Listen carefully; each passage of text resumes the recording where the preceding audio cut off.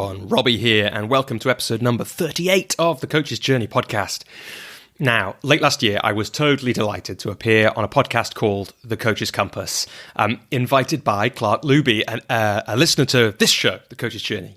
I've, since the very start of the Coach's Journey podcast, on my list of guests, many of whom have appeared already, and some of whom, I've been in conversation with about appearing in the future.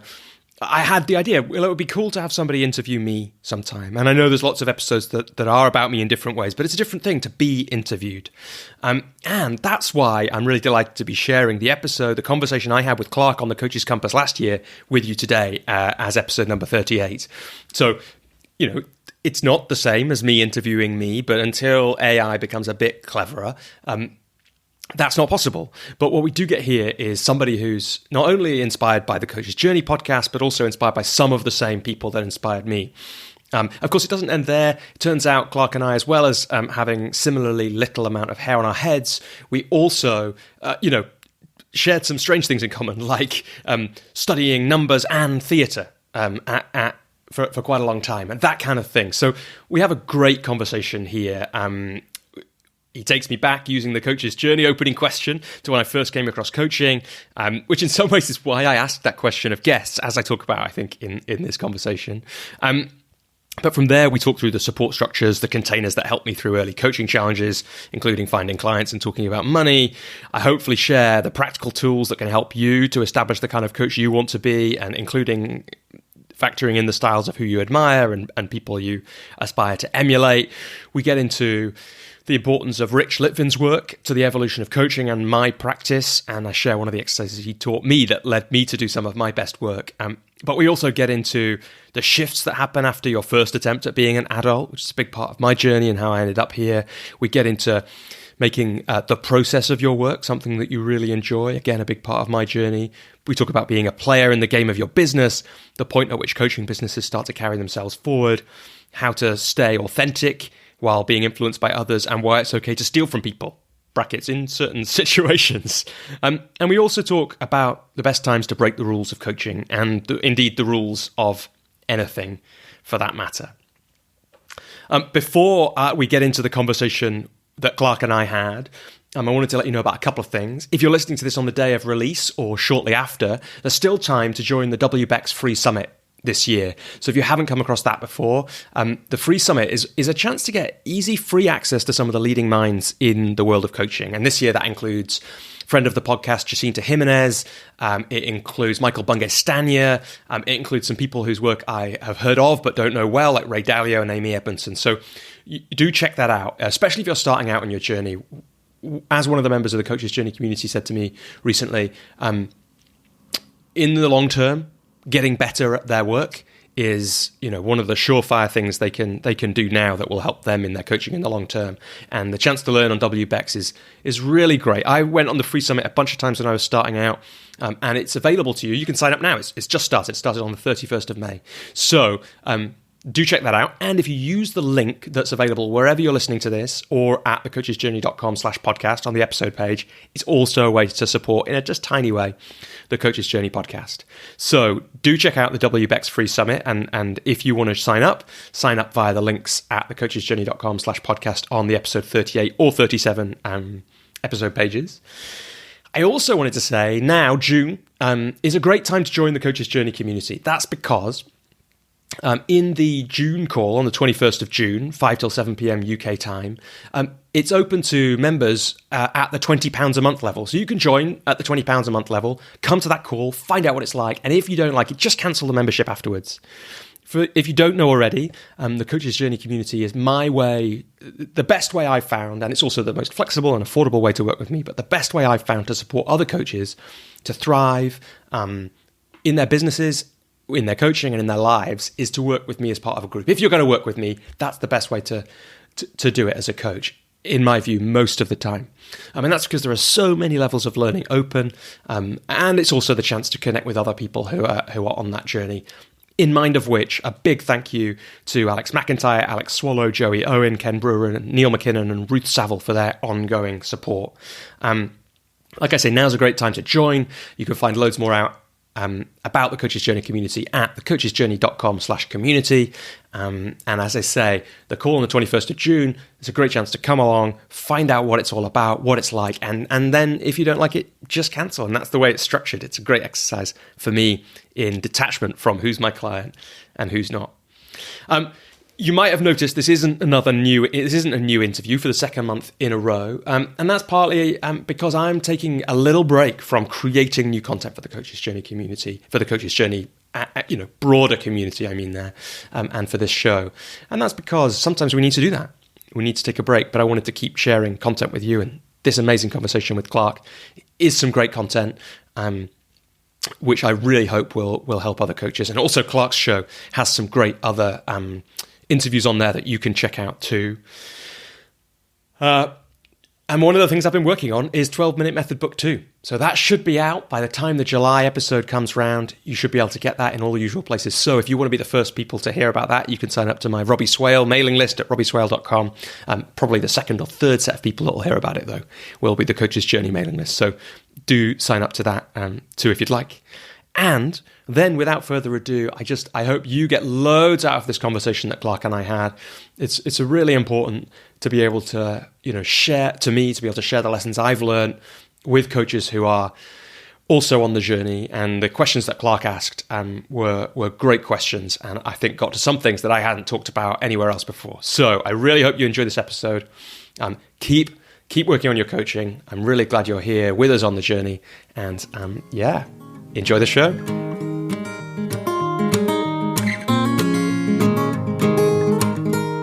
This is episode 5 of The Coach's Compass, a podcast designed for both new and experienced coaches who want to learn from some of the best in the business. My guests will share their reasons for why they got into coaching, their best practices to attract clients, their influences, and most of all, how they make a living at doing what they love, coaching people. My guest today is Robbie Swale, a leadership coach, writer, and the host of the Coach's Journey podcast. In the first decade of his career, Robbie tried on many hats, including almost becoming a professional actor. And in a search to find work that took advantage of his strengths, what he loves, and how he wants to contribute to the world, he found coaching. In this episode, Robbie will talk about working with BetterUp, the world's largest mental health and coaching organization, and how firms like BetterUp can help you to discover coaching frameworks and give you a place to get experience as you build up your own coaching practice. Now, joining BetterUp is not easy. You do need to have a number of qualifications, and he will talk about that in this episode. We'll talk about how it's okay to try out different things when you're first starting out as a coach. Look at others out there who coach and see what works or doesn't work for you. Robbie will share some of his experiences working with Richard Litvin, co-author of the book The Prosperous Coach. In the beginning of my own coaching journey, I followed a lot of Richard Litvin's work, I watched a lot of his material, and Robbie offers some insights into that. In his current work, Robbie's interested in 3 main things: creativity and why people don't do the things they want to do, and this will actually be the subject of a series of books, the first of which Robbie will be releasing very shortly. Leadership, and how people can be honorable in their work, how they can find success without feeling like they have to compromise their values and identity. And coaching, the amazing craft that allows each of us to develop vital skills for our future and to more often be our wisest and most useful selves. I found out about Robbie through a fellow student, Paul Chang, who is now up and running as a fully fledged certified coach. Big shout out to you, Paul Chang. Thanks so much for introducing me to Robbie. I was at the time looking for a podcast out there that would interview coaches who would talk about their experiences and some of the best practices that they have. And that's what led me to Robbie's Coach's Journey podcast. And I eventually reached out to Robbie, and he agreed to come on the show. Some of the things he shares here I think are really valuable, and I hope you will enjoy them. So let's turn now to my interview with Robbie Swale. Well, Robbie, it's a delight to have you on the podcast. Welcome. Oh, thanks, Clark. It's a total pleasure to be here. I know it's a bit funny because you yourself have a podcast, which we're certainly going to get into in our chat today. First of all, I just want to say that your podcast was a major influence for me, and I've enjoyed listening to it and getting to know you, well, through that. But a lot of the reason why this podcast I have, The Coach's Compass, exists is because of you. So I want to just start off by thanking you for that. Well, thanks very much. I think it's like, it's interesting, isn't it? Because of course there are podcasts that have that same place for me, and I can think about them, and we can talk about them. And I know, you listen to some of those too, but it's like, yeah, it's really interesting to think about that and to think about what's the influence we have when we make something for all kinds of reasons. And then the wonderful thing about the internet is it ripples out there into the world, and you never know who will pick it up. And I think, you're in Canada now, but I think you were somewhere different when you were originally listening to it, and so it's like you never know where in the world it will end up. It's kind of magical. I had a thing recently where it had obviously got into I had a few coaches from India contacting me about the podcast and about coaching, and it obviously made its way somehow miraculously. I've put a tiny bit of money into advertising it just to experiment, but mostly it spreads by word of mouth. And somehow it had made its way into a little circle of coaches in India, and that's really exciting. And yeah, I think there's like, when I started my podcast, I thought, I'm so late to the podcast, like, bandwagon. Is it really too late now? And then I'm really glad that I started when I did, because it turned out it still had a lot to grow, particularly over coronavirus. And, I suspect that we will still be saying that in 2 years' time. I don't think that the podcast market has finished growing yet. No, and that's, we're both Tim Ferriss fans, and he does speak about that a lot, that he believes that we're just scratching the surface still in terms of podcasting. Because, funny enough, some people don't realize podcasting's been around for 15 years or more. So I think even 5 years ago, people were saying, you're late to the podcast game. But there's over 2 million, I believe now, 2 million podcasts.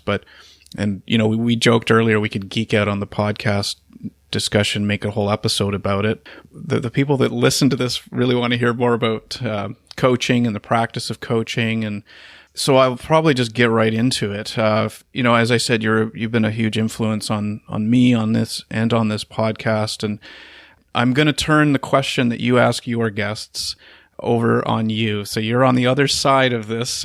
When did you first come across that word coaching? Yeah, it's funny because I partly started asking that question because I thought, it's quite interesting how I first came across the word coaching and how long it was for me between that and coaching professionally. And you're the first person to have asked me that question ever. I can't believe no one else has asked me it before. Why haven't they? Why have my guests not said, "What about you, Robbie?" How rude. No, but so for me, it was like, it was about 2012, I think. And my brother, who works, he's a coach sometimes, although at the moment, most of his work is for the coaching training organization Coaches Rising, where he's one of the senior team members, senior staff members there. I don't know exactly what his role is called at the moment. His name's Ewan Townhead. Before he did that, he did what, we're talking about bandwagons. It probably wasn't, but to me, it felt like one of the first kind of online free summits. Those things now that you get advertised on Facebook, like if you're a coach, you get them advertised to you like every week with a picture of like, just come to this free summit. And, you're going to get absolutely hammered for marketing afterwards and all that kind of thing. And sometimes they're wonderful and all that kind of thing. But they did what I think was one of the first ones, at least it was one of the first ones that I was aware of. And it was called Waking Up the Workplace. And it was about bringing together who they thought were the leading thinkers in the field of conscious business. And that was based a little bit on the work of John Mackey, who was the founder of Whole Foods, and he had a book called Conscious Capitalism, so that was a part of that, although John Mackey wasn't a guest. And it's partly based on, in some ways, the work of Fred Kaufman, who's an Argentinian author and coach, consultant. And he wrote the book Conscious Business, and that's where I think they got that name from. And they had two ways that influenced me and the podcast. One is they had a question that they asked all the guests at the start, and it was a really nice framing for all those interviews. And they had a number of amazing interviewees People that, I mean, everyone should check out Waking Up the Workplace. It's still up. It's just up there on like a static WordPress page because it was pre Apple Podcasts, it was pre Spotify, it was pre all that stuff, really. I mean, maybe not pre literally the apps, but pre that being where you host all those things. And they had Fred Kaufman, they had David Allen, who wrote Getting Things Done. They had Tammy Simon, who founded Sounds True, which is a fascinating publisher. And she was running a podcast, essentially a podcast then, although I don't think she called it that. And their question was, what is work to you? That was the question they asked everyone at the start. And that was because really that interview series, that summit was about what if work can be more than just a thing we do every day. And they talked about that in different ways over the course of that interview series.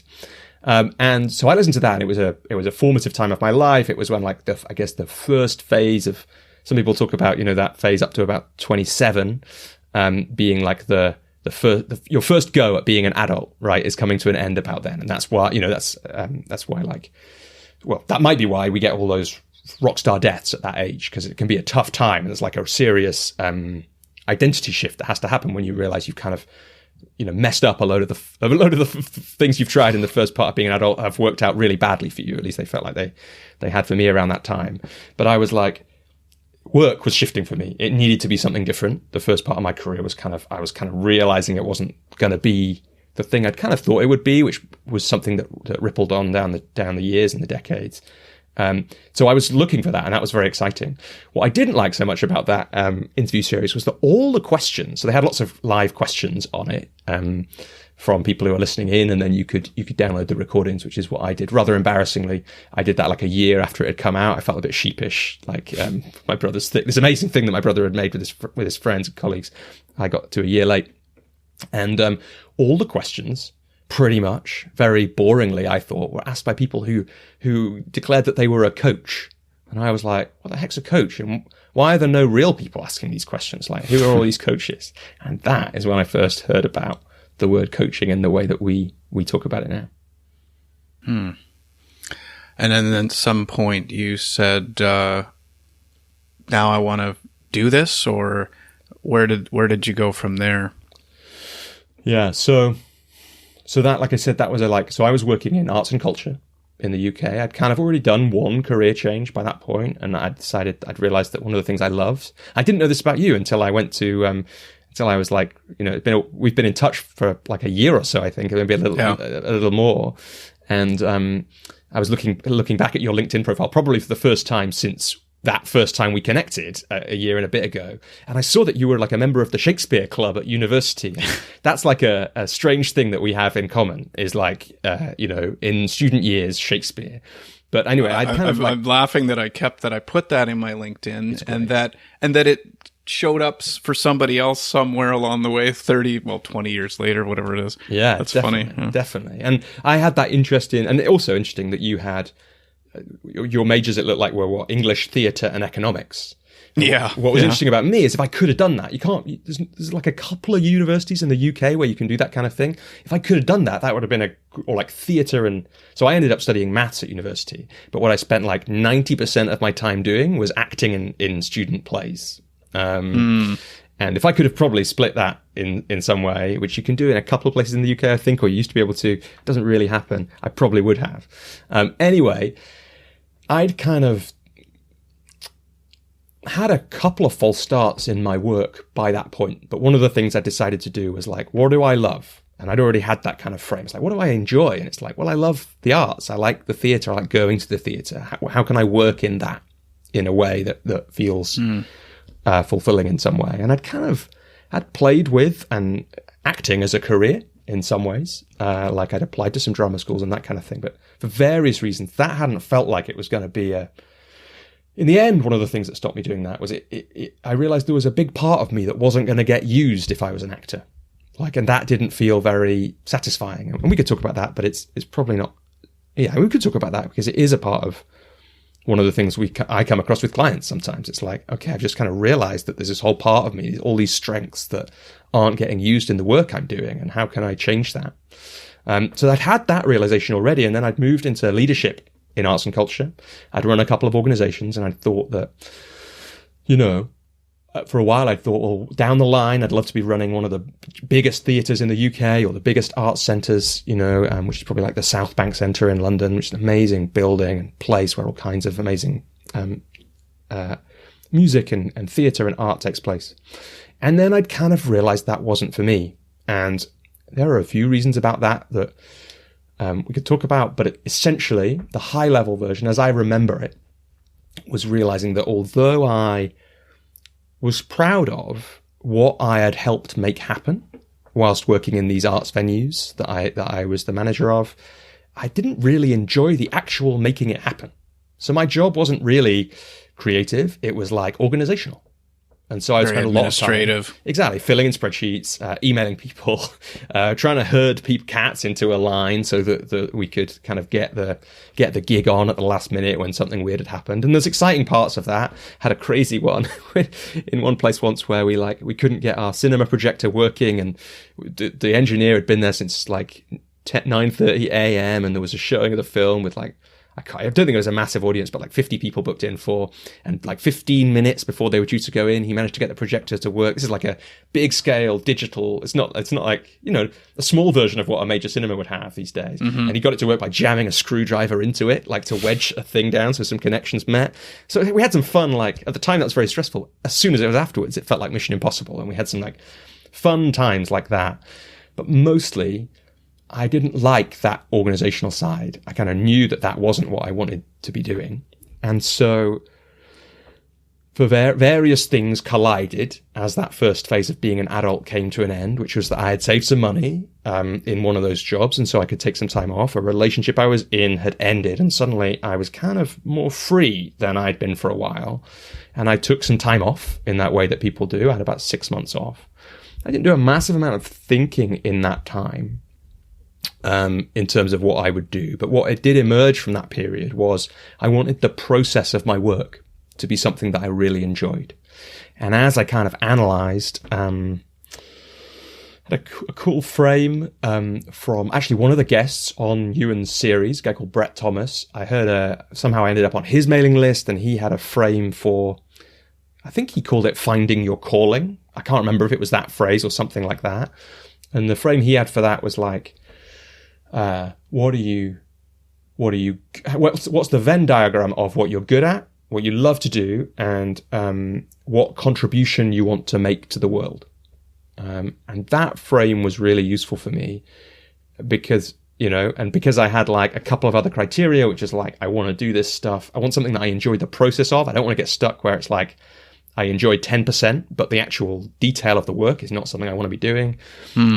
I would love it if, like, the stuff I wanted to like read about and learn about in my spare time was work. Like, that would feel like, what if work and life didn't have that divide? I think it's, again, because you started with that question about where I first heard about coaching, waking up the workplace is really showing up in this. And I think that's true, that was a very influential thing for me.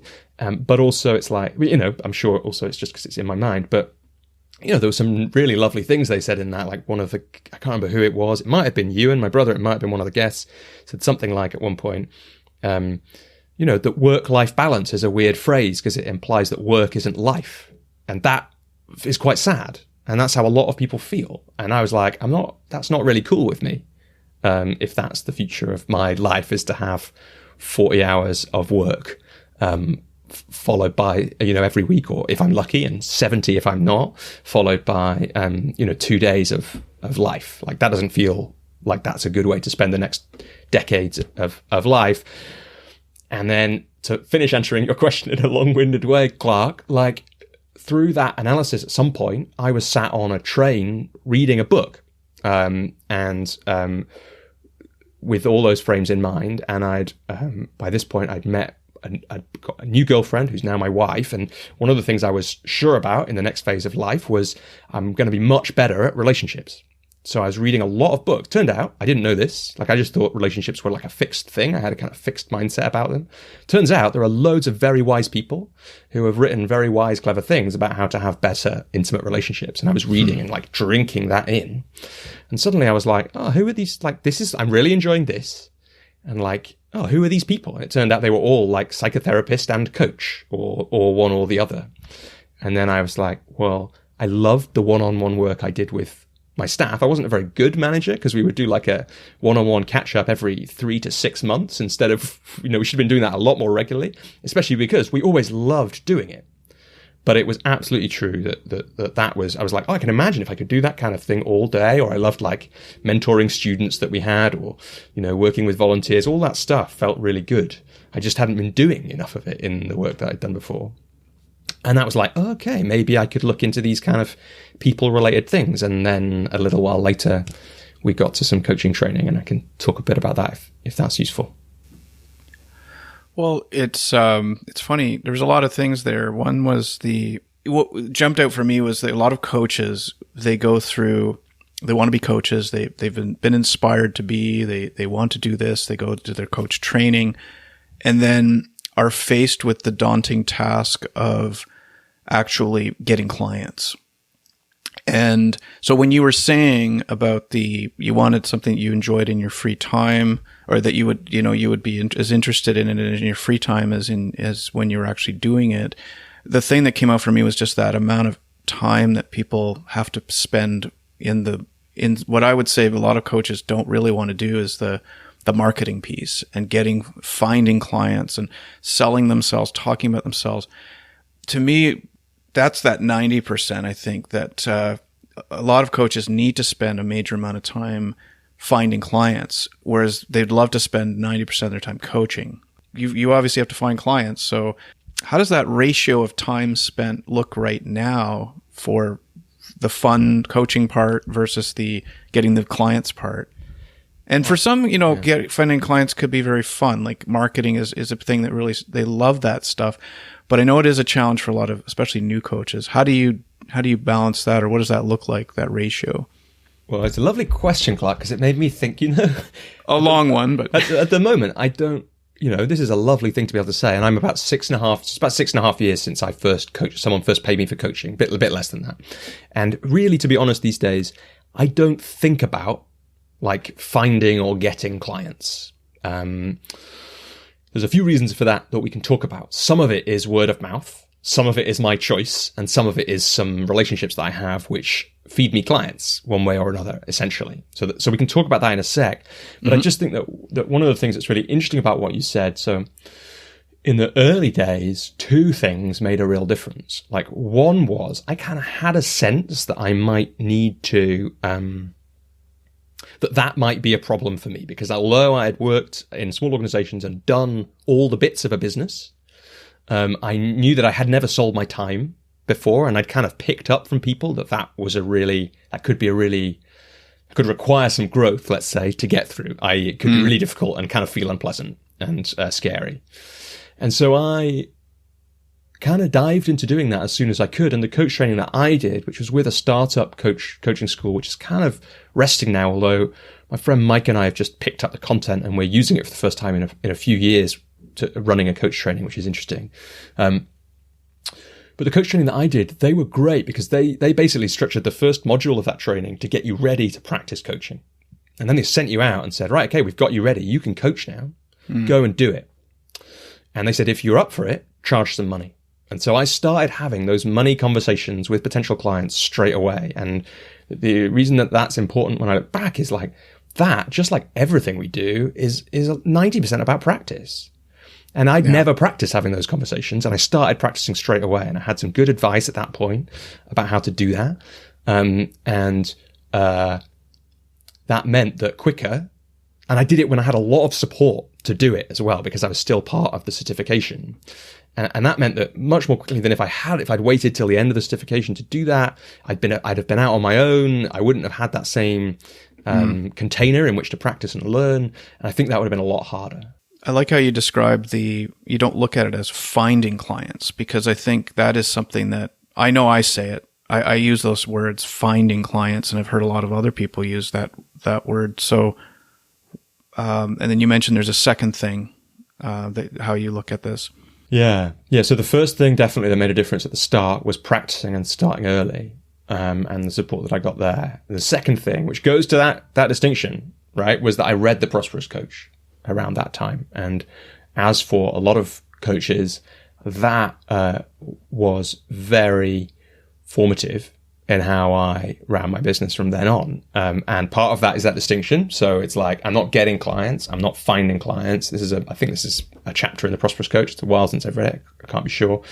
I'm creating clients. And it's just to remember that we have it in our, we can be a player in the game of our business rather than just like a victim hoping that one day some clients will come to us. And but the other thing that what you said a couple of minutes ago made me think of was that one of the great distinctions in that book is they talk about, I think it's a Steve Chandler chapter, they talk about like the business of coaching and coaching. And again, it's another Venn diagram. Maybe again, this is the mathematician in me, loves that stuff, right? So it's like, on one side, you've got the business of coaching and you've got the actual craft of coaching. And most people get into coaching because they love the idea of the craft of coaching. And that's part of my story too, right? That was like, how do I have a thing that I love doing every day, and that the actual process of the work is something that I love doing? And what they say in the Prosperous Coach is, how do you get those two circles of the business of coaching and the craft of coaching to overlap as much as possible? So that actually the way you run your business and create clients is to do the thing that you're good at and you love doing, i.e. having powerful coaching conversations with people. And there are many reasons why that decision to essentially, so what was interesting was there was some kind of tips and things that I got taught by my program about how to enroll clients. And actually, after a little while of even practicing in that way, I decided to shift it to favor more what we might call a prosperous coach approach.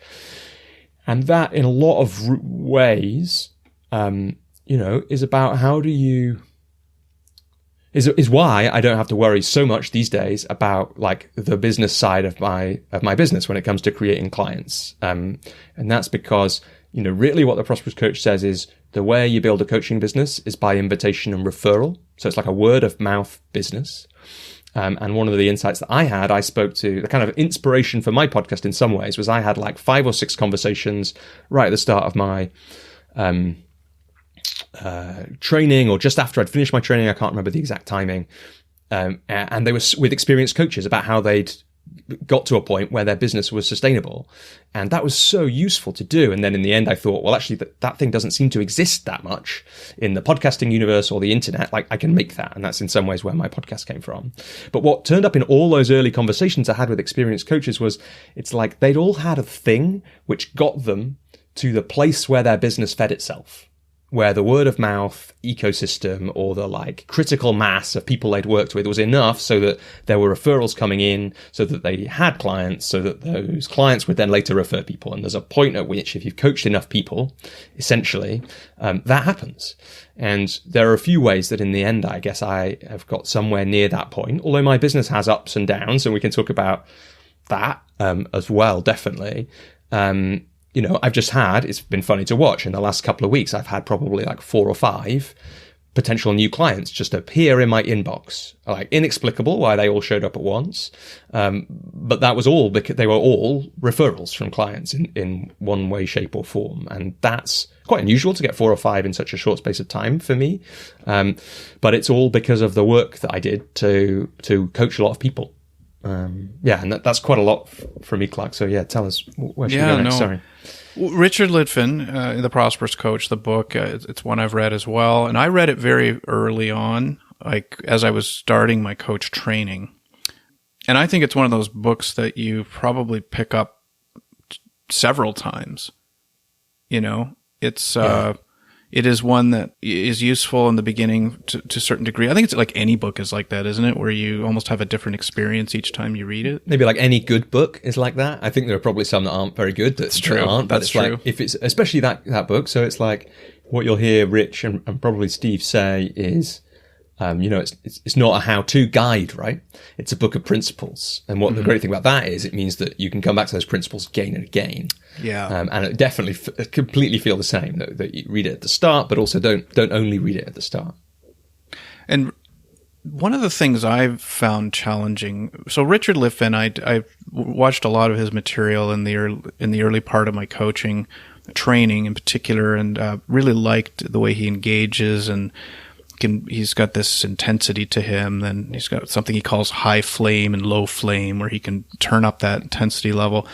But I've I think though that sometimes you got to be careful about watching coaches like that in the early stages of the training, especially as you're learning, getting your certification, because I've seen it not work for some people. They start trying to be Richard Litvin or other coaches out there, Tony Robbins, or what do you think of that? When you were thinking about how you were going to coach, were you trying to emulate a certain style of someone, or is there a risk in paying too much attention to other coaches out there that there's an authenticity risk? What do you think?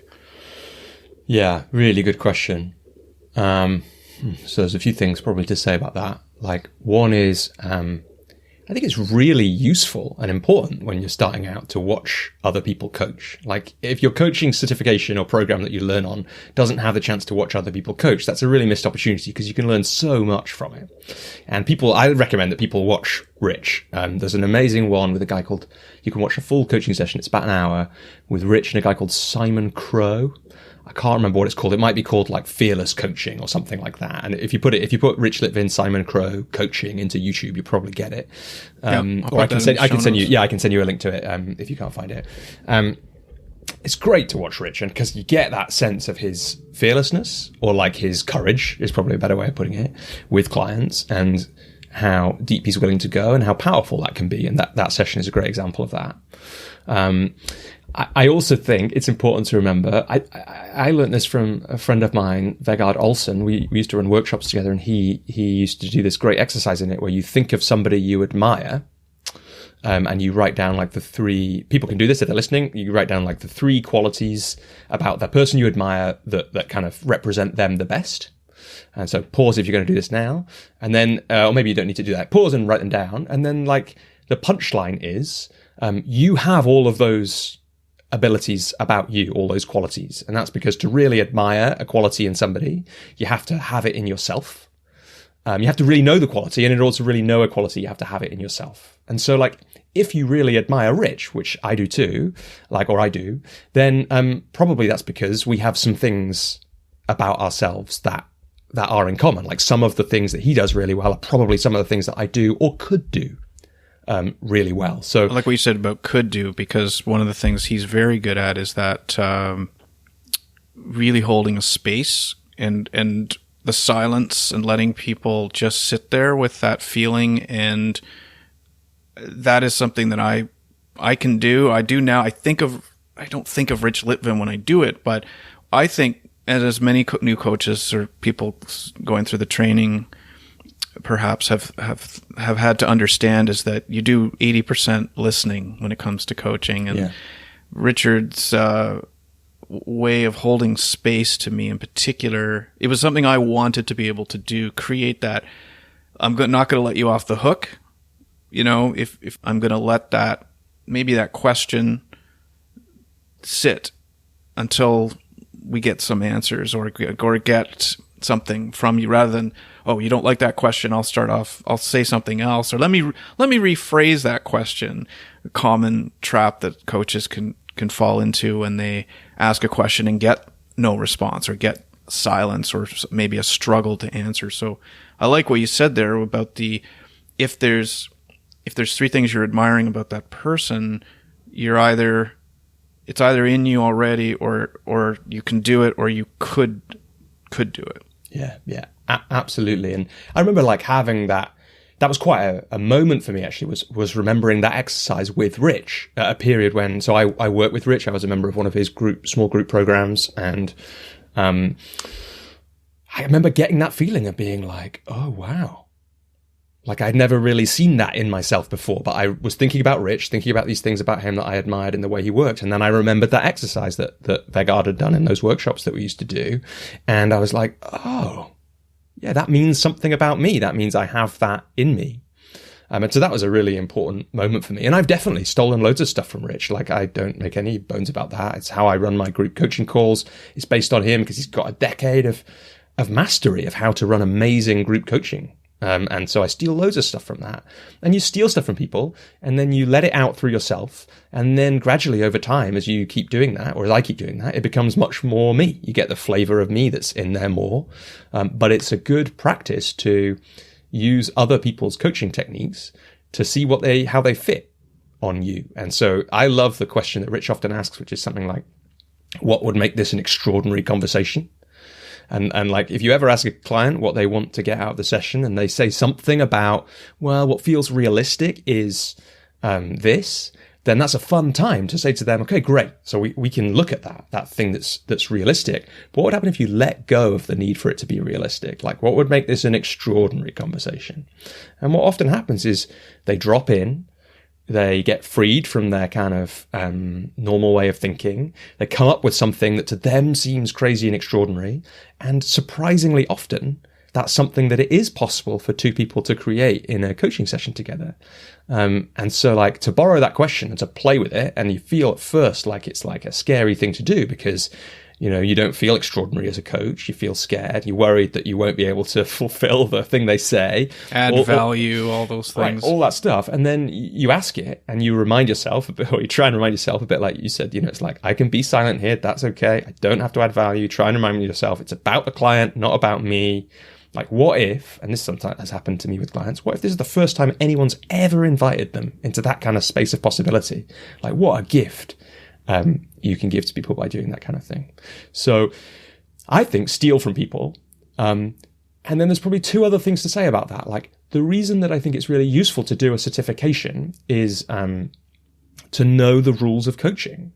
Like, the best time to break the rules of coaching is, or the rules of anything, is when you know what those rules are really well. And you know why they're there, and you know that breaking them is is like more in the spirit of the rules than keeping the rules.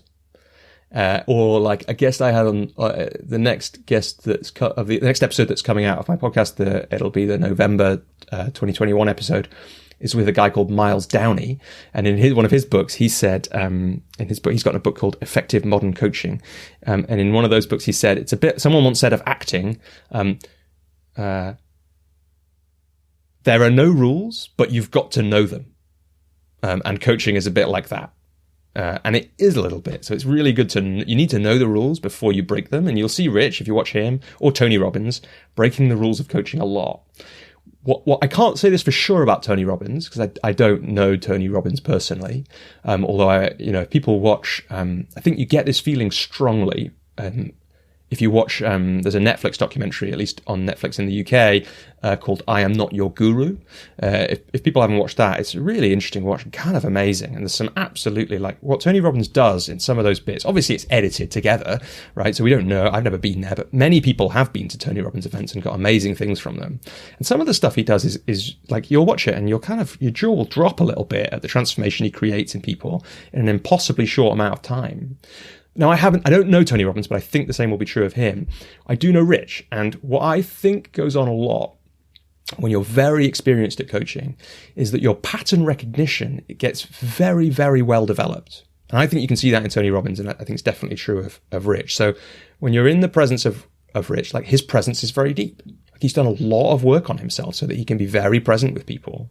And of course, I'm sure not always, because he's a human, but he's a real listener, and he's a possibility coach. But that means that in the end, sometimes what he does doesn't look like coaching. But that doesn't mean that it's kind of not, if on some level that makes sense, because he, like I think you can see of Tony Robbins in that documentary, is really there with the person, is really there to try and serve and support them, and is using everything they've got to do that. And they're doing that, I guess what I would say is, to me, it looks like they're both doing that with integrity. And so I can't say that for sure, but like, that's why in some ways it's okay for them to do stuff like they do, but why I wouldn't advise, on the flip side, of copy people and steal things from them. Why what you kind of reference, which is people trying on their kind of stuff too early in the journey, doesn't always work, because it might look the same, like they're saying the same thing as Rich might say. But if they don't have Rich's presence or skill or experience at that point, it might land terribly, and what might happen with Rich is he would never say that same thing at that same time to that same person as the beginner coach might. You're one of the first guests that I've had that actually has experience working with Rich Litvin. So I can't not ask you a little bit more about that. Can you share what it's like to work with him or go through some of his programs? Yeah, so I did a program that I don't think exists anymore. I think he's kind of paused it, called the Prosperous Coach Salon, which is like I can't remember if it's 8 or 10 people in a group over 6 months, three calls a month on Zoom. And I also I've been to 2 of his intensives, one in London and one in Los Angeles. And I could probably say a lot about those. One of the things, if we think about, a bit back to your question about marketing earlier on, I've found that the intensives tell an amazing story about what it's like if you show up as yourself in your work and you put a lot of that work out into the world. And especially maybe you piss some people off. And I think that's one of the things that Rich says sometimes, like if you want to do extraordinary things, you've got to be willing to piss a few people off. And he's just got funny stories about like people putting just like truly horrible comments on his YouTube videos. I think there was one which is like, Rich Litvin, you make me sick. It's like, imagine being a human and getting that comment on a YouTube video. Like YouTube comments are a place, like I don't have many videos on YouTube. I've got a few. And even I've had some like, YouTube comments is a pretty horrible place. There's not a lot of like joy there. It's probably a bit worse than Twitter, maybe even. And our tendency is to, of course, gravitate toward the negative when we read these comments as well. Yeah, absolutely. But when you're in the room with, I can't remember how many people there were at those intensives, let's say 100, 150 other people, like if they are all there because they admire Rich or like what he's got to say or feel it's important or feel they've got something to learn, and Rich has been showing up as Rich as much as he can through his work, or maybe it's brand Rich, like I don't know how he would think about that, although I can talk a bit more to that because I have spent time on Zoom calls with him and in the room. Like the 150 people that are in that intensive room, well, they've all self-selected to be there for the same reasons. Plus, they're committed enough to have spent, I can't remember what it was, like $2,000 or £1,500, or I can't remember what it was, somewhere in that order. And maybe they've traveled to London from across Europe, to LA from across the world. I mean, either from across the world. It's like they've got something in common to have all been there. And so what you get in that room is quite amazing. And in some ways, I think it's like they don't really sell that, or they didn't at the time. I think I tried to tell them to do this at one point. But that was one of the most extraordinary things about that. It's like, what a chance to be in a room with 150 people. And I don't have personally, I haven't been to many events like that in my life. But I don't have many experiences, if any, of being in a collective experience with 150 people, which was as powerful in terms of the conversations that happen, like both in the room during the 3 days, or having breakfast with somebody separately, on one of the days, or dinner afterwards. Like they were transformational things. Like I said before, one of the things about Rich is he plays with possibility a lot. So the outcome of working with Rich, and that's those 2 intensives and that Prosperous Coach Salon, those happened over about a 6-month period, maybe like a 9-month period from start of, I think I did an intensive first, then the 6 months of the salon started, then maybe an intensive at the end, or the salon ran on a bit for various reasons. Like I came out of that basically feeling like in the world of coaching, I could do anything. And I'd been taught, that was both a mindset shift, absolutely, from the different ways that Rich works. And it was like, I've spent a lot of time with a genuine master of running a coaching business. And I've learned, like, not everything he has to teach, but like, if you think about the 80-20 rule, I've definitely learned the key 20%. Not just like learnt it in my head by reading the book, but embodied learnt it by spending time with him and with other people who are really pushing themselves to build a coaching business, and by really pushing myself to build a coaching business and doing loads of things that I was scared of and making crazy proposals and just getting through a lot of that fear and anxiety and resistance that I had before that. And so that in some ways, like, that's an amazing place to be, because it means that when I did have to do some stuff to learn to start a podcast, say, and I'm having to do loads and loads, of getting through resistance to kind of get to a place where I'm going to publish some books, which is going to start happening before the end of the year. But it's like, with my coaching business, it's like when I wanted to start a group program, I kind of know how to do that. If I want to run my own intensive at some point, I feel confident I could do that. And I have a way to do that. And it is the Prosperous Coach way, which is not always the easiest on because it involves a lot of inviting. And I don't know if people don't know that. There's a kind of 4-stage process, which it's worth saying because it's just so useful, which is connect, invite, create, propose. And the suggestion is that rather than focusing on how many clients you've got in, which is or how much money you've got coming in, which is what in the book they call a lag indicator, i.e. it happens after the moment you've actually created the client. Focus on the lead indicators. They're what's in your control. Like they don't not every time you do one of them do you get speech marks get a client, but if you do enough of them and you're doing good enough work, you will be creating clients. And they are connect. So are you connecting with people?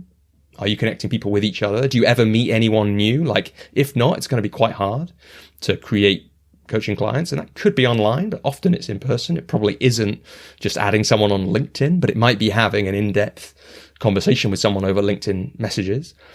Invite. If you're never inviting people into a coaching conversation, like ever, it's probably quite unlikely that you'll ever have any coaching clients. It's not totally, but if you never do that, if you do that a lot more, you'll end up with a lot more coaching clients. Create is, are you creating a powerful coaching experience for somebody? Are you doing great coaching? And propose is, are you at some point saying it costs X pounds or dollars to work with me for Y months or sessions?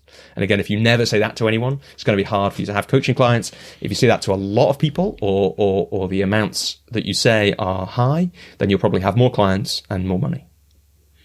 Yeah, I want to come back to that, the pricing conversation, and like I said, you got to get used to having it. You got to have those conversations. But before we move off the Rich Litvin for a sec, was there any kind of some of the I often have a bit of radar on these things that sometimes I get this, is this a little bit like cultish, or some of the people that attend these things, there's different, you mentioned the motivations and the experience you had of being there, but did you ever get a vibe of this is some sort of sorcery type stuff, or? It's funny, isn't it? Like, there's a bit of that, and you find yourself doing it because there's like, I think Tony Robbins probably has it the same, like lots of people who, they have kind of catchphrases, and you find yourself saying them like you do. You can't help doing it sometimes. And in some ways it's really useful, because if you're in a room with 150 people, like one of the ones that I still think about quite a lot is in the Prosperous Coach book is, it's either a hell yes or a hell no, and everything in between is just hell, right? And that's a really useful frame for life. And when you're speaking with someone at a Prosperous Coach event, it's super cool that you don't have to explain that to anyone. They're telling you about this like dilemma they've got, and you can just say to them, well, is it hell yes? And they're like, oh, shit, it's not, is it? I have to get rid of this thing. It's great, right? You can just suddenly cut to that. And I can't think, none of the other ones are like jumping to mind. But it is a little bit, it does have that, right? There is an element of that. And you'd have to ask Rich about, or somebody else who's in that kind of situation, like what it's like and how much they think about that and how they manage it. But if you've got a sense of, essentially a set of teachings, which are, and I use that word because it does have the feel of a spiritual leader to me. And I think that's that kind of thing you're talking about. Like, I don't remember Rich ever doing this, but I think at Tony Robbins they probably do. You could do a call and response on essentially the speech marks spiritual teachings. But really they're like a set of principles that are really useful if you're going to, one, run a coaching business, and two, like grow as a human and be bold and brave in the world and change. So it's like, we need to be careful not to throw out the baby with the bathwater. But the other thing I'd say is, again, just going, the other thing that went through my mind as you were asking that question was the people that I have met through Rich's communities, both at those intensives and on the salon that I was a part of. And they were not cultish people, right? They were people essentially like me, who were normal really people like us, right? Exactly. Who were, especially, I mean, it's like the salon probably even more so because it's like another level of selection that's happened if you're willing to pay. I think it was like $10,000 or something to do that. Like that's a level of commitment. And so there were people there who were like really serious about growing their coaching business or about transforming as people or both. So that was even more so. That was even more practical. But yeah, it's like there's the thing that we've all got to be a bit careful, I think, if we work in the field of personal transformation, which is that you can get a bit addicted to like I've got a friend who says he's like a workshop junkie. And he's saying that like knowledge with self-knowledge that it's like, it's not a good thing to just do the workshops, to just keep spending like $10,000 every year to work with Rich if you're not getting the results that you want. I think as long as if you get the results you want from working with somebody like that or getting into one of those things that may look a little bit cultish from the outside, then I don't think it really matters, right? But if you're not getting the results, then that might get a bit weird. And I think you have to take out of it what everything good or bad or middle, somewhere in the middle, tends to have learnings from it. That no matter what, you're going to get something. It's absolutely right. And like we had a thing in our salon. I don't think this is confidential, so I think I'll say it anyway. Where it was like I'll say it with a bit held a bit tightly, but like where we actually felt like we weren't quite getting delivered what we'd been promised in the salon for a couple of reasons. And it turned out that it was actually an administrative cock-up at Rich's company where they'd sold like some of us one thing and some of us, like me, because I tried to get on the previous salon and it sold out just before I'd got on it. So I'd been moved on to the next one. They hadn't sold to me what had been changed about the salon. But as soon as so that was a bit, but as soon as they realized that, like the most masterful bit, it was kind of worth 10 grand just to like be there for that bit, was when Rich dealt with the fact that there'd been this mistake, and he dealt with it with amazing presence and integrity. And it was like, yeah, even the thing that didn't work out well, like I was like, having that recording of how he dealt with the fact that a group program had kind of felt like they weren't getting what they'd paid for was kind of, I've got that recording forever now, and I'm going to be able to go back and watch that whenever that happens to me. And I heard from a guy I know who's been on. So I think instead of that, Rich has a thing called Project Kairos now, which is instead of the Prosperous Coach Salon, which is a slightly different format, but similarly like teaching the Prosperous Coach, or he has had that. I think they had like people were complaining to Rich about Rich in that one, and he had like okay, let's have an I Hate Rich session where everyone got to like write and say on audio to him just what they hated about him. And it's like, that takes some serious presence, right? And says something about the guy. Thanks for that. I appreciate the Rich, some of that Rich Litvin, what that's like and going through it. And I was going to say also that isn't it when you really understand who you're working with when something goes wrong more often than anything else? It's when you have that, like you go back to the dry cleaner with something they've done to they've been great up to that point and getting all your stuff done. But then you bring back that hole in your garment, how they react to that issue is when you know what you're dealing with from a integrity level and customer service level.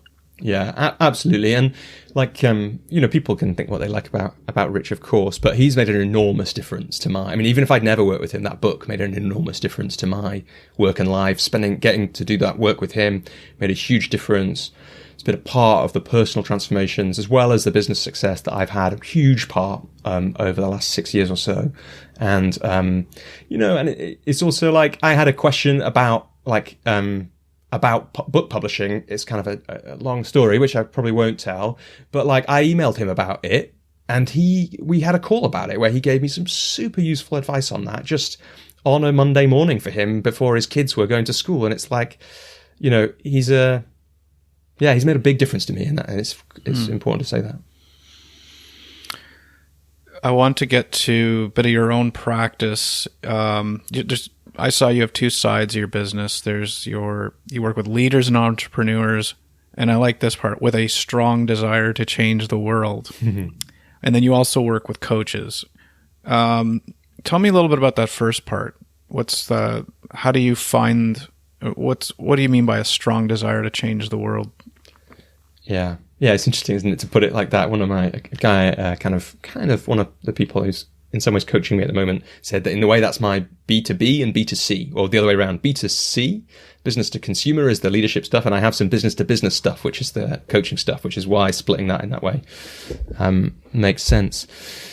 And it's interesting that you pulled out that phrase as well, because I'm probably going to basically tear up that page of my website in the next few months and rewrite it. And that's important to say, because it's like one of the important things that, the most important things as a kind of perfectionist, recovering perfectionist. I can't remember who I first heard say that, but such a good phrase. Might have been Brene Brown or somebody like that. It's like, as a recovering perfectionist, a really important lesson for me was like, don't forget you can change your website anytime.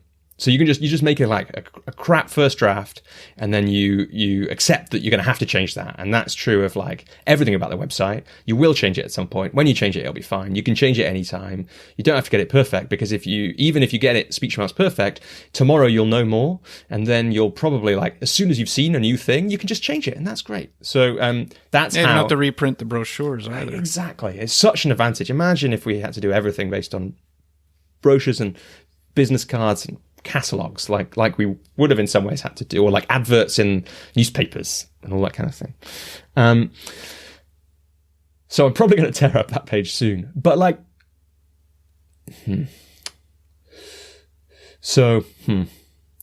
strong desire to change the world.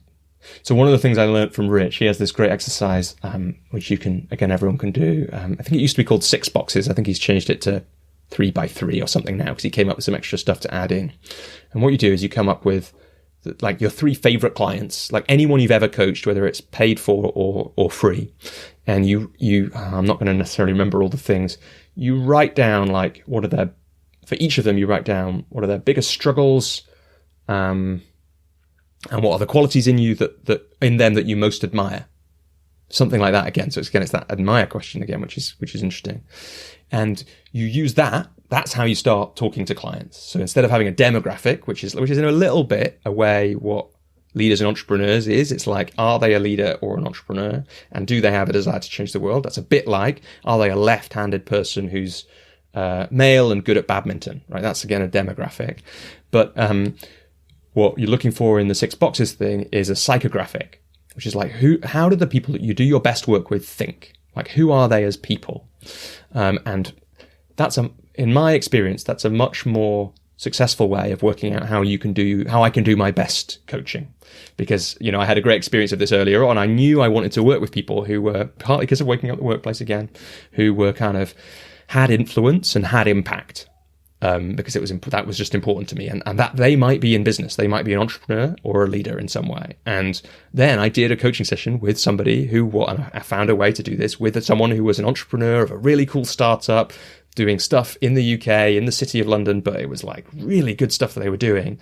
And we didn't do good coaching. Like, we were a terrible match. It was like quite a dull session, and he got a little bit from it, but not much. And that was probably because he had the demographic that I was looking for, but we weren't actually a good match. Having said that, so what I'm really looking for when I've got a phrase like that on my website is, and this is like, I read a book about how to make a website again early on, just one, but it was like, it only really had one point in it. It's like, what do you want the person who's on your website to do? And basically, my website's different to this now, but at first my website was like, I want whoever hits that website to schedule a coaching session with me, an initial coaching session, because that's the prosperous coach approach, right? Instead of doing a consultation or a chemistry call, you just coach the person. We can talk about how you do that, and I've got some videos on YouTube, and so does Rich, about how you might structure that conversation to make it likely they become a client. So therefore, what I want my website and the things I write on there to do is select for the people. So get the people who meet my 6 boxes psychographic to email me. And the interesting thing about the 6 boxes exercise is that when the punchline of it, spoiler alert, again, listeners who don't want to know the punchline, because then what you do is you're like, what do these 3 people have in common when it comes to their struggles and their desires? And then you make a list of that. And the punchline is, it's you. So your ideal client is you.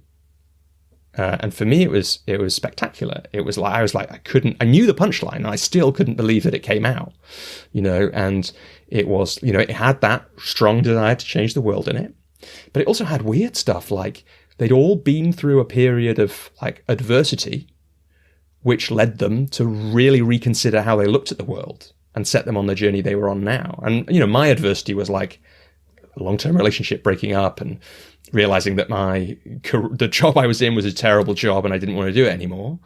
Or the career I was in wasn't going to last for the long term. But they had all different things, from breakdowns to illness to similar things to me. And I was just like, that is semi-crazy that's the case.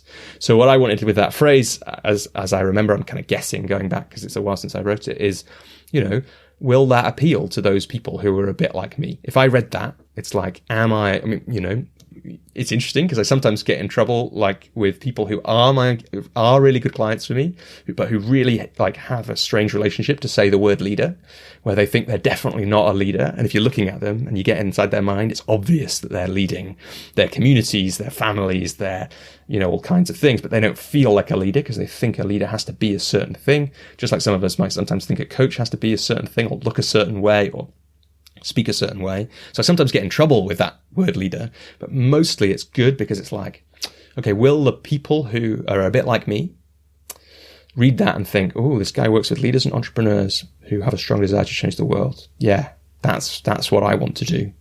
Let's have a conversation together. And then the last part is like, if you don't, like, I want my work to change the world. Like, I want it to make a difference. And so it's important, you know, it's a good, if I want that to make a difference, it's good to work with people who want to make a difference too. Well, my reaction when I read it, it's sort of like it doesn't let you off the hook when you read it as a person that comes to your website. Lots of people say they work with leaders and entrepreneurs, but that second part actually prompts the person to actually say, wait a sec, am I that? I think that's a nice little filter in a sense for them to take pause on that just for a moment before they reach out to contact you. And I don't know if that has maybe if there's a negative side to that. Like you mentioned, you want to work with people that are like, kind of like you at the end of the day, if I heard that right, but that with a strong desire to change the world, it does kind of just, I wonder how many people you would hear from if you didn't have that phrase, that ultimately it might end up, you wouldn't work with them anyway. Yeah. And, you know, we'll never know, sadly. It'd be fun to have an alternate. Or maybe I could set up two websites, right? And just have them like the page. Maybe I could set it up so the page shows one day and not the other. They change pages and one has that phrase and one doesn't. I'm probably not going to do that. And then the coaches for coaches part, or you're coaching other coaches. You've also said that Rich Litvin's been an influence there. Do you have a preference toward which side you like to go to more, or is it equal, or do you get more business in one and not in another, or? Yeah, I mean, it's interesting. Like, I had quite a lot of resistance to doing any work with and for other coaches because it didn't feel like real. Resistance internally for you? Yeah, like I remember it was during the program with Rich. Like, I was getting it a lot, and then I had this great insight, which was I was in a group, Rich's group, with like, I think maybe there were originally 10, but we actually ended up with 8. I think that's why I'm confused about it. So it could have been for 10, but 2 people dropped out. And I remember realizing, it's okay if I want to, like, is coaching basically a cult? So that cult thing you're kind of, I think it's my word, isn't it? But that thing that you were talking about before, it's like, is the whole thing actually that? Is it really all just like us all coaching coaches? And like, that's a weird thing. And I used to have that story a lot. And then I looked around the Zoom room, and I was like, okay, so I kind of want to do this work with other coaches. Like, I'm getting called to it in a few different ways, and I want to do it, but I've got all this resistance to doing that. But actually looking around the room, there's actually only one other person or 2, including Rich, out of the 9 of us who want to do that work. And the other one was the guest on my podcast, Minor Arias, who is in Costa Rica. And so it's like Minor and I, and he does all most of his work with coaches in Spanish. It's like, we're not competition. It's absolutely, there's more than enough space in the world for there to be me in the UK and him there. Yeah. And so it was like quite a lot of resistance for me to doing that. But I do really love it. And I love the craft of coaching. I love having this conversation. I had a phase where I was really looking at like, it's a lovely frame in The Big Leap by Gay Hendricks. And the frame is the zone of genius.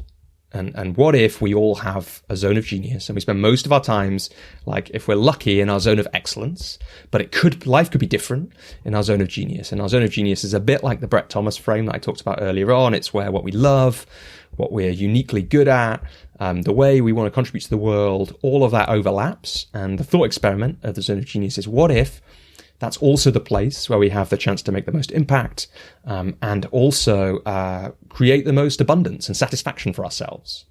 So I was really playing with that, and there's some great questions in The Big Leap. And one of them is like, where have you created the most, like what's the thing you've done which has the best ratio of time to satisfaction and abundance? And like when I thought about that, it was like, it was an article I'd written about my journey as a coach, about how I'd gone from starting my training to being full-time in less than 2 years. And like that's been read like probably 10,000 times now across different platforms. And loads of people had contacted and connected with me about it. And I'd accidentally created this little audience of coaches who loved what I had to say about that. And I'd loved writing it. It had been a total emergent experience. I just sat down, I'd kind of thought about it quite a lot, then I basically sat down and banged it out, and it had created some clients who I'd loved working with, who were coaches. And, and I also I noticed that I loved having I just had off the back of that, lots of people contacting me to say, because one of the things I say in that is talk to experienced coaches. And now I might be saying, listen to Clark's podcast, because it's got you get the same feeling from it, but talk to experienced coaches, because they'll help you understand how it actually works, or how it could actually work. And I just had so people would reach out to me on the back of that article saying, I loved your article, you wrote this thing, can we have a chat about that? And I said yes. I said yes a lot more then than I do now, because now I can say, would you mind just reading through all this stuff, or listening to some of this stuff that I've created first, because I've said loads of it and it's already out there. And we have to say no to stuff sometimes. But I'd just come off one of those calls at that point, and it was obviously something. So another of the questions in The Big Leap about how to find your zone of genius is, what are the things you could do all day and you would leave them with more energy than you had when you started? And I just loved having these conversations about coaching. And I can feel it now in this conversation. This time is flying for me. And so really the resistance, all that stuff about, aren't coaches just coaching coaches? And isn't this not real enough? That felt like it was just getting in the way of me doing some work that I absolutely love doing, and getting to have these conversations about coaching and support other coaches, and that people kind of wanted me to do. And so I love doing it now, and it's gone through several iterations. I had a group program for coaches. I used to do, a bit more one-on-one work with coaches. I set a limit for myself now of one coach in my one-on-one practice at a time, as part of my way to say it's not just what I do, and it's important for that. And that was something Rich said, actually. He said, it gets a bit weird. He said, just be careful if you're going to run the group stuff for coaches, because it always gets a bit weird if people just work with coaches. That's why the other bit is really important to me, because it is real. It's more real in some ways. It's not totally, but it is, it has that feel. And also, if you're going to work with coaches, there's an integrity gap if you only do that, for me. I was going to say, I had a conversation with Marian Franklin, who wrote The Heart of Laser Focused Coaching. It's a book that comes up a lot in the circles I travel in. It's a great book, by the way. She actually told me that she had a challenge with that she didn't want to just be, her radar goes up a little bit on people who only coach coaches. So part of her practice is she spends a majority of her time coaching coaches, but that she has her own coaching as well that she does, because she just felt there was an inauthenticity about that. Yeah. And it's like I'm working with some people at the moment on publishing some books, and I said to them, it's really, so they learn about publishing books via this amazing business of guitar books called Fundamental Changes, and they're amazing guitar books, and they've sold 1 million copies or something of these books, and they're great books, and we could talk about why that is if we want to geek out on publishing. But if they'd only done, if that was one of the reasons that made me excited to work with them, because they weren't just doing one of those things that looks a bit pyramid schemey, where they're just talking about publishing books.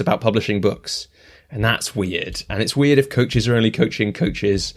It's just like, I guess that's it. That's my feeling. There are, but having said that, there are great, like I had a great guy on my podcast called Chris Joseph, and I asked him a bit about this, and because he basically been through a period a bit like what I just discussed about like the resistance that he had to doing that.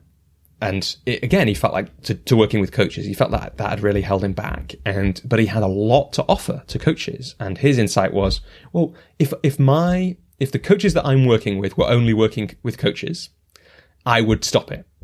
But whilst they are all working with people in all kinds of different diverse ways, what I'm doing by supporting other coaches is helping these end users, whoever they are, whether they are female leaders or creative entrepreneurs or leaders in the civil service or career changers or whatever it is, I'm helping them get better coaching by supporting the coaches that I'm supporting. And so it's like, it's a tricky thing because it can be kind of pyramid schemey and sales funnely, but it can also be very heart and soul led. And I absolutely love, so that where my business has evolved to is that alongside the podcast is one of the ways I support coaches now.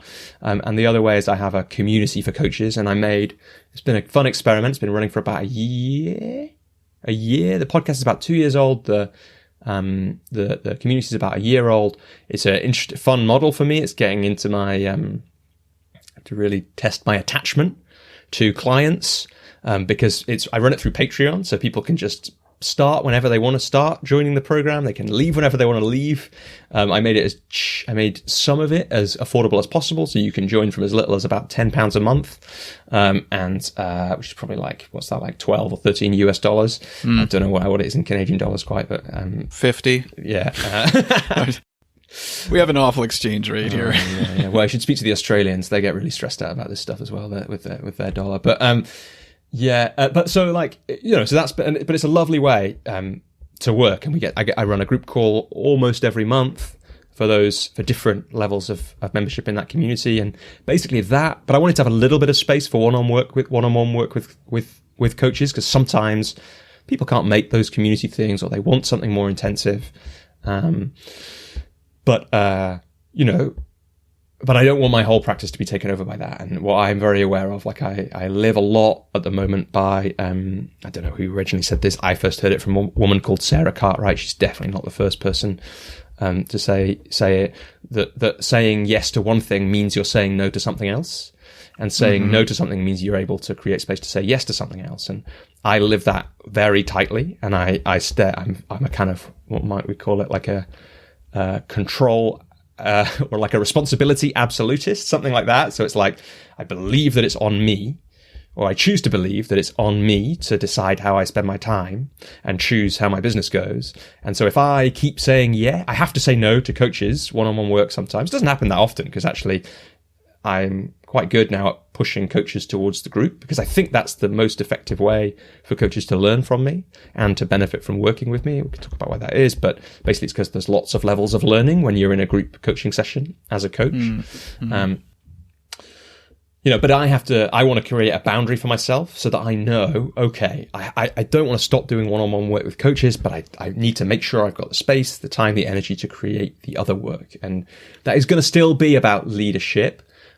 Probably it's going to change from having at some point in the next X months, from being leaders and entrepreneurs with a strong desire to change the world to something about honorable leadership, because I'm really interested in the concept of honor and why we don't really talk about it in the modern world, and what it means to people. And when I've practiced talking to people about it, they like it, especially if I say a bit more about it than what I've said. But like people, it resonates that there's something there for people, particularly around like, honor is a lot, I think, about doing the right thing even when that's hard.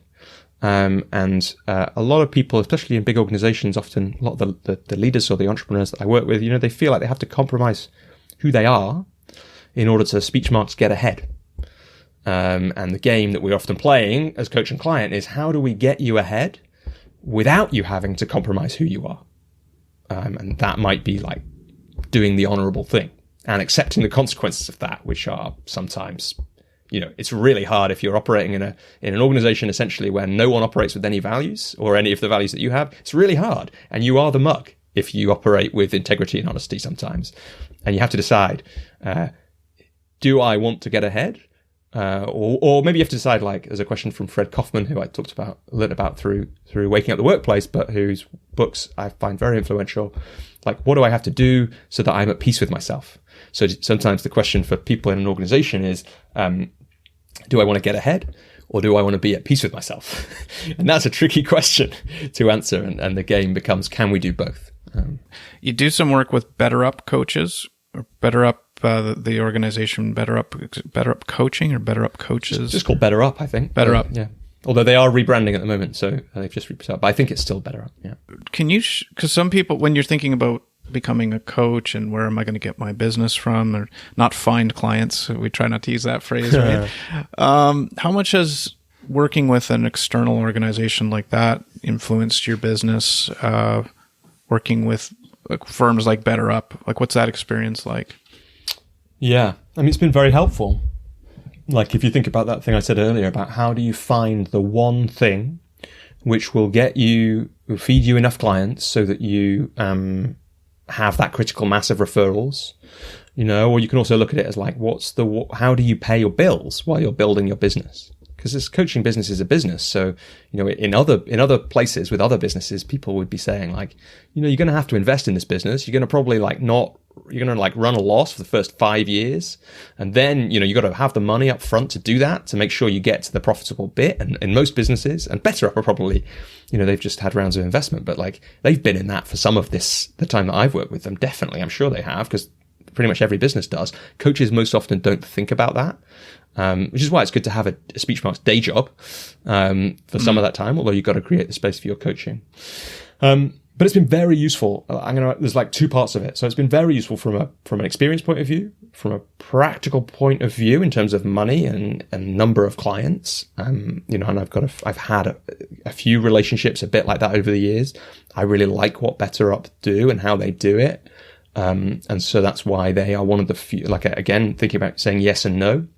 And hell yes, hell no, actually, right? It's the same thing. Yeah. It's like, which of these associate relationships am I not a hell yes to? And at some point I let some of those go. But Better Up, I was a hell yes to for various reasons. And so I've been working with them for probably 4 or 5 years now.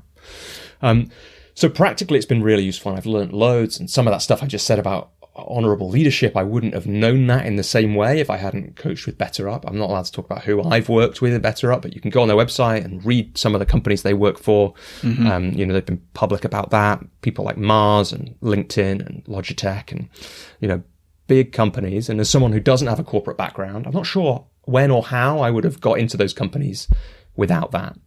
And then the other thing to say is like a bit like what I was saying about taking inspiration from individuals. If you coach for another company, it's quite interesting because they'll have some frameworks which they'll ask you to work within, and that's really good, I think, for developing your craft. So, for example, Better Up, their research seems to show that for the people they are working with as what they call members, which would be the clients, regular shorter sessions is what is most impactful. Now, I can't tell you the background of that research, and I don't know if it's public, but but it might be because they do publish a lot of their research. So it's fun as a coach who mostly works for 60 minutes, 90 minutes, or inspired by Rich, like 2 hours. It's interesting to try working for 30 minutes with a client once a week, and that's a different kind of session to having 90 minutes with somebody. Yes. But for your craft or development or growth, that's a really useful thing to do. And there's various other things that are like that if you work through another company, you will learn those things. And then it's a bit like being able to listen to us talking about coaching or your other guests. It's like when you hear how someone else does it, you get to you have a choice, more choice, because you're like, I could do it like Robbie does it, but actually I don't want to do it like Robbie does it for these reasons. And that's awesome to know that and to choose. And so I could do more 30-minute sessions. Actually, I'm going to choose not to for various reasons, but I could do that. And then you kind of, again, you have that choice, and you can create the coaching business or the way of working that supports you and the clients you work with the best. One more quick question on it. How hard is it to become a coach for BetterUp? It's a really hard one for me to answer because I started with them quite a long time ago when they were more of a startup.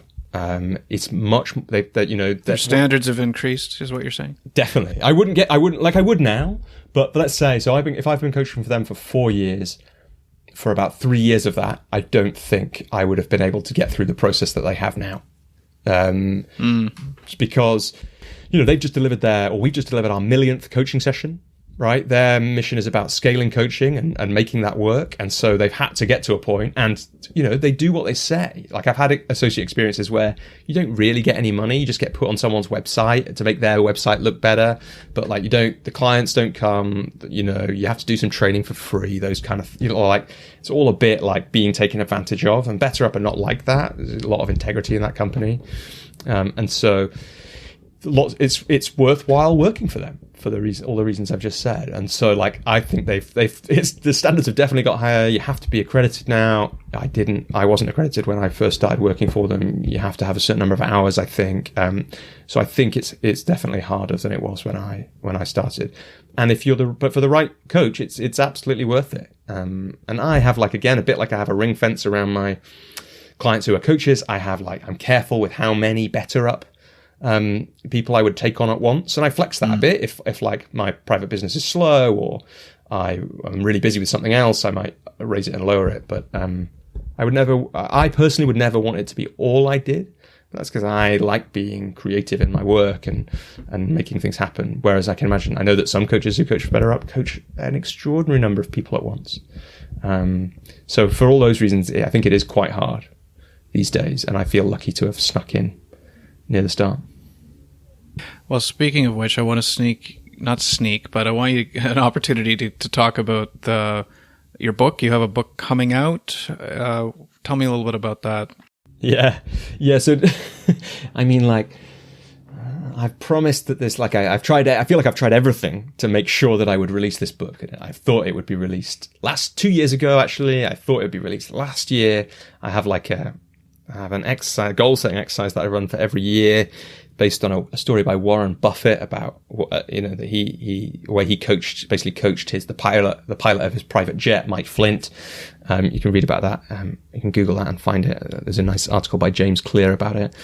I do that every year, and this has been on it, and it's a saying yes and no exercise. But I'm pretty sure that this year, finally, the book is going to come out, and I've kind of hinted at that, and we could probably have another conversation another time about the journey that's been on. But yeah, the way that my business is probably going to look when my website gets refreshed is, instead of it being 2 parts, there's going to be 3 parts. So there's going to be that leadership part that I've talked about and the coaching part that I've talked about. But the other thing that I'm really interested in that isn't necessarily, it feeds into both those things, but isn't necessarily included in them or isn't just them, is creativity. And the particular part of that I get really interested in, because it was the wrestling match or the battle that I've had to fight, is why do we sometimes really want to do something and not do it? And in my wrestling with that, in the coaching that I had about 5 and a bit years ago, my coach at the time, Joel Monk, and I designed a writing practice which would beat my resistance, essentially. And I was really scared and anxious about sharing things online. And the practice was, get on the train that I got across London, which is like a 12-minute train ride, and write while I'm on the train, stop writing when I'm not on the train, proofread that, whatever I'd written once, and post it on LinkedIn. I've posted it on LinkedIn because I thought no one read LinkedIn. And then 3 years in, then it turned out some people did read LinkedIn. A few people liked or commented, a few, 2 or 3 on maybe 5 or 6 max on each of those first 5 that I did. But enough did it, and I enjoyed it enough that I decided to make it a weekly practice. And then about a couple of years into that, or 3 years into that, so 2 years ago, I realized that I wonder if I could publish this as a book called I Wrote This Book in 12 Minutes. Because the train journey was basically 12 minutes and it evolved into a time of practice. And I thought that was funny. And then for various reasons, which probably don't have time to go into, that evolved into is that actually the most, it's a funny way to package it, but is it actually the most impactful way? And in the end, we decided it's not And so it's going to be a series of books based on the first 3 years of those posts. So all written in about 12 minutes or less. And the series is going to start with a book that will come out hopefully before the end of 2021 called How to Start When You're Stuck, with a couple of little subtitles to explain. And it's all about that first bit. So it's like, I really want to do the thing. How am I going to actually make myself do it? And partly that, it turns out that over those 3 years, partly so the practice of writing that I have used to write these books is to write 12 minutes a week for 3 years and then divide that out. But it turns out, because I was so interested in how do we win our creative battles, that's what I'd been writing about most of the time in different ways for those 3 years. So not only is the way the book is written, or the books, the whole series, an invitation to people to just find the way to start something, even for just 12 minutes a week, and then keep it going over a long enough period until you've made something amazing happen. But also the content of it in this one is a selection of those 3 years of posts, which are about how and why should you start something, whether it's a business or a book or a new creative practice or a new habit that you want to do. And all of it is applicable to coaches too, because it's how I built my coaching business. It's like, what am I going to do every week? Well, I'm going to coach people. And that's what I'm going to do. And it turns out if you coach people every week over 6.5 years, by the end of the 6.5 years, you have coached for a lot of hours, you have a lot of experience, and you have, a reasonable business. It sounds like you're really starting with the why then, like the why. Phil Goddard, in one of the things I really liked from that interview you did with him was he pointed us to his, I think it's episode 69 or something, which is his 5 or 6 tips for I forget what it was, even life or I think it was coaching, but they were also tips for life. I like that episode. It was, because and the why was a big one. Like, as coaches, I think we have some why, obviously, in why we're going that direction, and why we decided to sign up for training or go to the coach. But I think it's a good prompt. It's a great way to say, what is the why behind this? Did I just like the idea of not going into an office every day? Is it because I really want to help people? There's all kinds of different things. So I don't think we did that enough justice to get into more details about your book, but I do appreciate, Robbie, the time today. And the one thing about long form podcasts, which this one kind of is, I had someone say to me, kind of going off in a bunch of different directions here, but someone wrote me some feedback about my podcast. They said, could you make them shorter so I can digest them? I get that as well, because mine are even longer, Clark. Well, and I think if we could do more, because I think Joe Rogan says you need at least an hour to really get to know somebody, at least to scratch the surface. But my thing is, no, I'm not going to make them shorter. I'm not going to make them 27 minutes or 48 or whatever. Some people run like a 5-minute podcast. For me, it's always been, Clark, just listen in chunks. What is are you really? Is That's it really the beauty of a podcast? Not okay to listen for 20 minutes today? If you want a 15-minute podcast, my 2-hour one is 8 podcasts for you. Yes. What's the matter with you? Just pause. Yeah. But I don't know what that is. It'd be interesting to have because I get that feedback as well. It'd be interesting to have a conversation with that person and really get into it. As the coach, it's like something interesting happening there. I wonder where else it shows up in their life it's a bit like me in the writing practice, right? It's like, I don't have the time to do the whole of this thing in one go, so I'm not going to do it at all. And the lesson of my writing practice was if I can find 12 minutes a week, that's worth it. And maybe it's the same thing for that person too. Yeah, I think life's all about all this information that's supposed to come to us in these bite-sized pieces. We're constantly getting bombarded with so many individual transactions, and the point of this podcast, and it sounds like yours as well, is really, you go below the surface, you get into, but there's still always more. So, Robbie, again, thanks for coming on. I hope we can get you back on at some point to dig even deeper into some of these topics. Again, thanks for being such an influence for me in my podcast, and I really like that you shared some of the the personal experiences you've had and we went into some really good stuff here. I know the show notes are going to be full of lots of book references and people references. So, but thank you.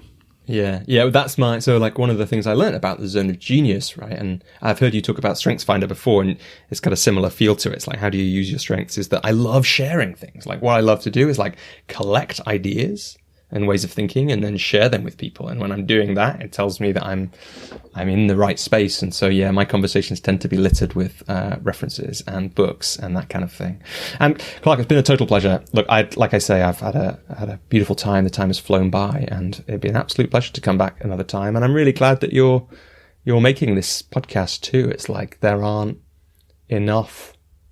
It's like coaching is an amazingly important thing. We haven't really said that, have we? But I really believe that that's why coaching will stay a part of my work, because both the skills we develop as coaches, but also the skills that coaching invites in people who we're coaching, they're all the skills that are really needed in the bombardment of the information age with all the sort of, the social dilemma stuff from that documentary about how our attention is being essentially hacked, about all the challenges of a complex world, like all of those things and more. Everything that's happened in the last 2 years with the coronavirus and the stress everyone's been under, the mental health crises, like coaching helps with all of that. And it's going to be an important part of that. And so to empower other coaches like you're doing through this podcast, that's really important work. How do we get a hold of you, Robbie? If what are you willing to share in terms of people if they want to get a hold of you? Yeah, I mean, you can contact me through my websites. Like, that all goes to me. I do have some people, a little bit of help these days, and I'm going to maybe get a bit more, but mostly it all comes through to me. So for coaches, if they want all my content for coaches, that's all at thecoachesjourney.com. The podcast is on all the podcast places. Coach's Journey, which I don't think we did share the name of your podcast. Yeah. The Coach's Journey. Yeah, absolutely right. The name of the podcast is The Coach's Journey. I actually can't remember where I came up with that name, which is a shame. Every time I think about it, I'm like, oh, that's a good name, isn't it? But, and yeah, I'm laughing about how to get hold of me because my current website is robbieswalecoaching.com, but I might change that. Like, I've been thinking about changing that. Like, the best time to do it would have been 5 years ago. The next best time is probably now, to robbieswale.com, just for various reasons. But it's partly because it's a bit neater. But Google Robbie Swale, you get me. So if people want to find me, they can do that, and you can contact me about anything that we've spoken about via either of those websites. And I'm also on LinkedIn. You can follow me there. If you're going to add me on LinkedIn, I'm quite active. That's where I still post my blog. If you're going to add me there, though, as a contact rather than just follow, just say that you heard me on the podcast, because I always ask people why they're adding me. And if they look like they're part of a weird coaching pyramid scheme, I sometimes don't ask. I just ignore them. But so especially if your job title is like helps coaches get high ticket clients, tell me that I'll ignore you unless you tell me that you listen to this podcast and therefore wanted to connect.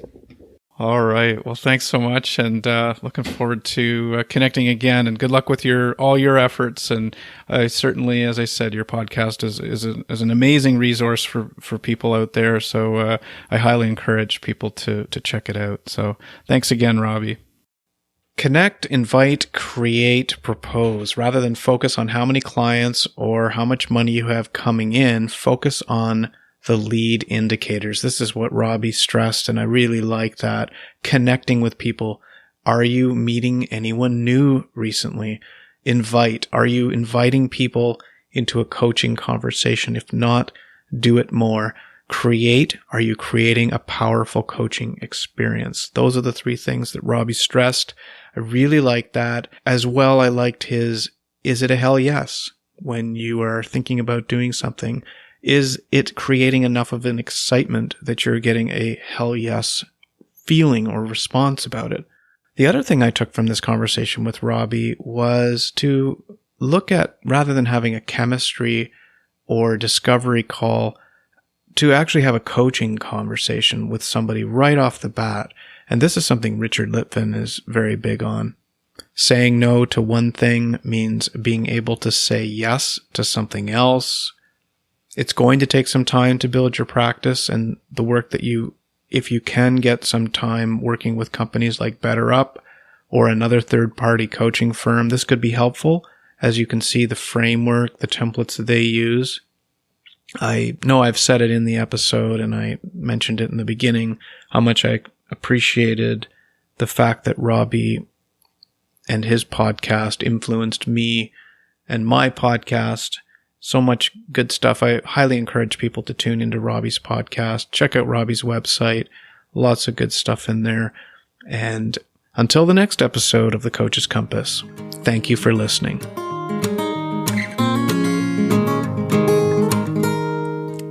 Hello, Robbie here again. Just a couple more things before you head off to whatever you've got going on the rest of your day. First of all, thanks for listening. Really hope you enjoyed that conversation that Clark and I had. And then I just wanted to let you know about a few ways that you can support the Coach's Journey podcast. So first of all, like I said at the start of the show, this is a selfless act that you can do. But if you want to learn more about coaching from leaders in the field, you could sign up to the WBEX Free Summit using the link that's available on the Coach's Journey episode page or in the show notes wherever you're listening to this. So that means that you can get access to some of the leaders in the field of coaching for free. And if enough people sign up, using my link, we get a few things that I'll share with the Coach's Journey community, on which more in a sec. And look, if you choose after that to join the full summit, then some of the money that you spend will actually go to me, not to WBEX. So if that appeals to you as well, thought I'd let you know that. So of course, some other things you can do to support the show: follow the show wherever you listen, rate it on iTunes or Spotify. That's all great. But most important, tell people. If you've loved this show, if you've loved this podcast, tell someone that you think will love it too. That's the only way, really, that people find out about this podcast. If you want to go further with your support, there's two ways to do that. You can become a supporter of the podcast. That means you pay a certain amount of money every month, which goes to supporting, keeping the podcast going, helping it reach new people, all the kinds of things that go into a podcast in the background. And in exchange, I'll give you a few things. You get advance notice of guests. If you pay at the certain levels, you'll get to ask questions of future guests, all that kind of thing. And if you might be interested in that and you'd like me to be your coach, then you might be interested in joining the Coach's Journey community. So that's the most flexible, affordable way to work with me. As I said at the top of the show, I also think in some ways it's the most effective way for a coach to learn from me. Everything I can share and coach and teach about coaching, about life as a coach, the business of coaching, all those things. And that's because there's so many levels of learning when you're on one of my group calls. So again, like with being a supporter, you can do that at various different levels, and each level enables you to come to a certain number of group calls every year. And at the full membership level, which is limited to just maximum of 8 people, you get some one-on-one time with me too. So you might be interested in learning more about that. Now's a great time to join in June 2022, because the June call is open to people who are at the £20 a month level. So you can sign up for £20 a month. Come to the call. If you don't like it, just cancel the membership, and that's absolutely fine. I wanted to design it that way so that people can experience the power of the group coaching call, and then if they want more of it, they can stay a member, and if they don't, that's perfect. I've had a chance to support you, which will have undoubtedly been a pleasure and a privilege.